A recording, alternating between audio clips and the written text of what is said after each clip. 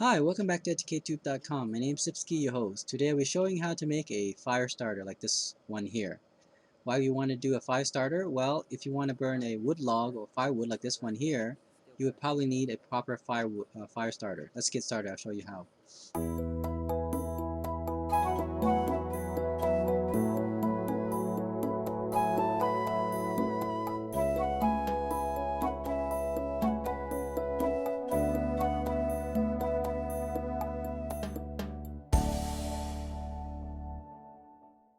Okay, so the first thing you need is to get the lint.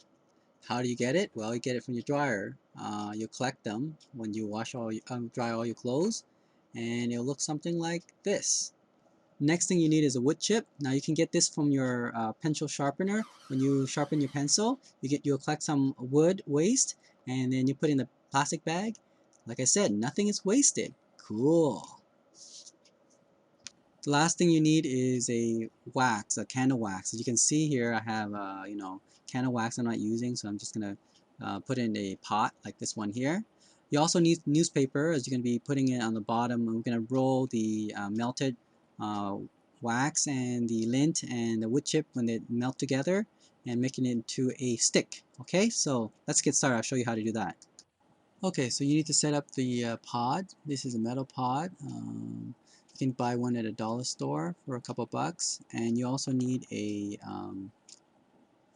electric stove, as you can see here. You want to set it up to um, high, medium high first, or high, and then when it starts melting, you want to put it to low medium. Okay, just depending on how fast you want it. You don't want to burn too fast, you get a lot of smoke. So here I go low medium, and I keep stirring with a wooden stick, and then it'll melt. As you can see, it's melting quite well.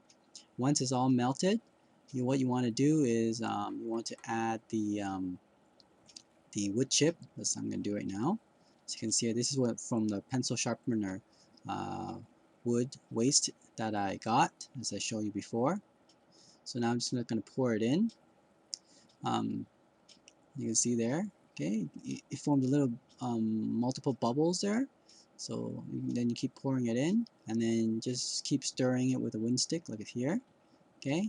And you want to keep doing that until you get almost dried paste. As you can see here, this is the wax, as it's soaked into the wood chip, and then you want to add a few amount of lint, as I do here.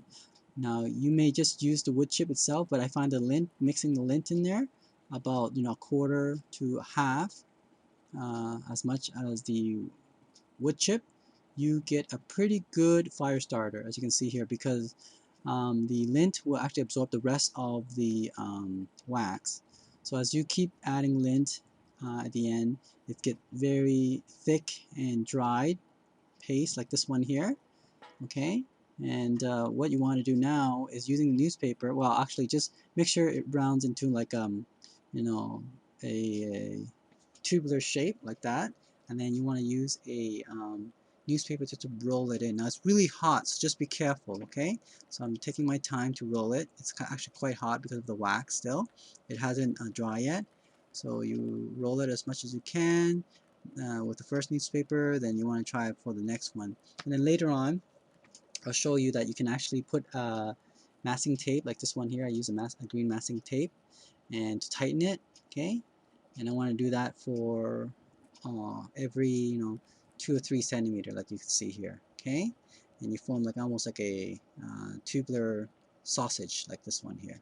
Okay, then what you want to do is, now that's too long, right? You can cut it into about 2.5 inch or 5 to 6 centimeter. And you want to keep it cool for 10 minutes first before you cut it, okay?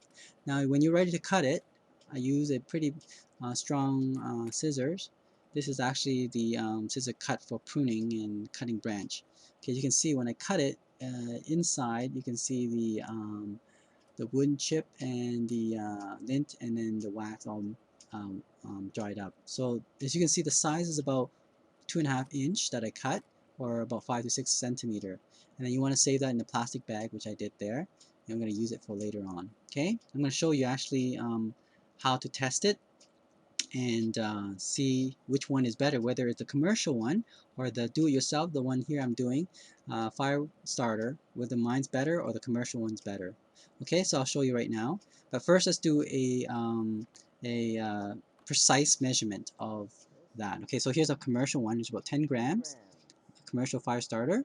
Okay, then I have my do-it-yourself fire starter, 10 gram as well, and together is 20 grams. Okay, so both of them are 10, 10. What we're going to do is we're going to test it out, which one is better. All right, so testing it out, you can see here after a couple minutes it's burning quite well. On the left side is my do-it-myself fire starter, and on the right side is the commercial fire starter. Okay, now what you can find out that after about 10 minutes they're almost out, right? The fire is almost out, but you can see they're still burning. But what's amazing about it is my do-it-yourself fire starter.